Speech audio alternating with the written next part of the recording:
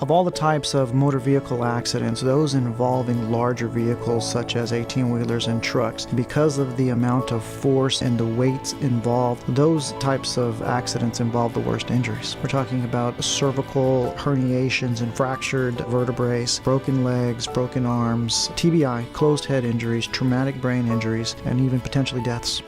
An individual that sustains a traumatic brain injury is going to need round-the-clock care, is going to need treatment every day of his life for the rest of his life. And in the event that that individual who has sustained a traumatic brain injury was the breadwinner, was the one who paid for the bills, that family has to, one, fend for themselves, has to pay their own bills, and two, has to pay for the bills incurred in taking care of their loved one.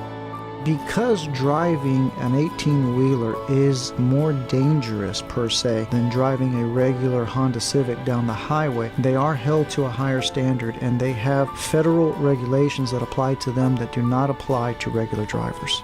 It's vital that when you've been involved in an accident involving an 18-wheeler that you hire an attorney immediately. What we do at Trevino Injury Laws, once we get notified, we send an expert to the 18-wheeler to do a physical examination of what is called the EDR, which is the electronic data recorder. Nowadays, almost all late-modeled vehicles, including 18-wheelers, have EDRs. And what those EDRs do is they record data after and before an impact. So with that information, our experts can ascertain the speed of the 18-wheeler at the time of the impact. They can ascertain whether the 18-wheeler was accelerating or decelerating in the 15 seconds before the accident, and they can determine whether the 18-wheeler was turning to the left or to the right in the 15 seconds before the impact occurred. And that's vital information that our experts use in reconstructing how the accident occurred.